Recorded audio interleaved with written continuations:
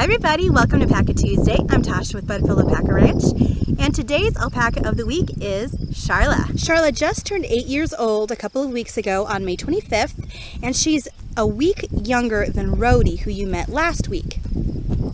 You've also met Charla's mother, who is Sonata, and I told you once that Sonata and PJ raised their children together.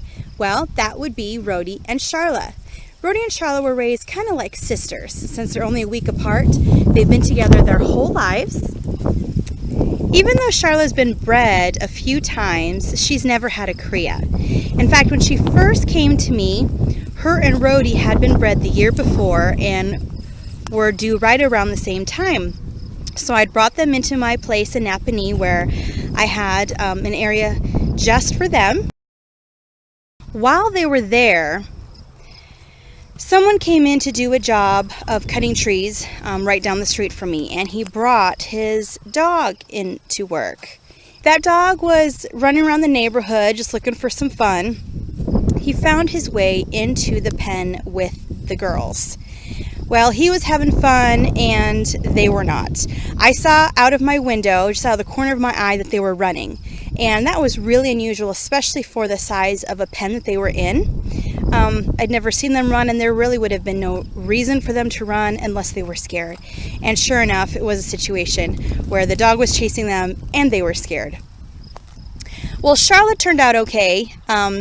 It was, I guess, very early spring, so they still had their full fleece on, which saved them from any injury. The dog actually was going for Rhodey's neck, and he got a bit of fiber off of her side, in which there was probably this size of a hole where the fiber was just missing. You could just see straight to the skin. And I told you before about how long a fiber Rhodey grows, so you can imagine there was this black fiber all over the ground from what had gotten pulled out.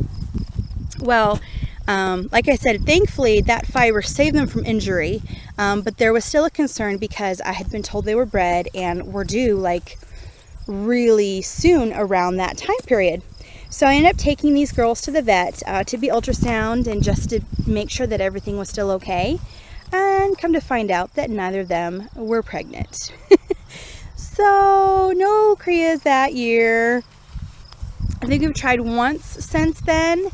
And, well, Charlotte's never had a baby, and I don't think she will. I don't have any plans to breed her, but she has beautiful color of fiber. This color is called fawn. I suppose they had named that after the color of a deer, like a baby deer, which is a fawn.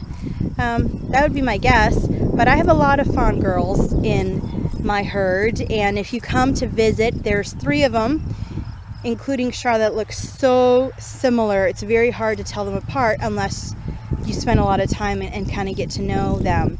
Now, Charla, I could tell separate from the others early on because she had been separated out and spent that time at my house. So I was able to really, look at her and readily know who she was compared to the others. And the other 2, it took me quite a long time. I would still have to stop and really look and make sure that I knew who was who. And one of those was her mom, Sonata. Both Sonata and Charlotte have the same color throughout their body. And even though they look very similar, like I said, I had a way to know Charlotte from the rest of them.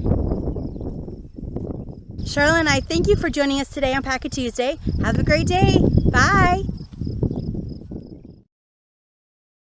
Hi everybody, Tasha here.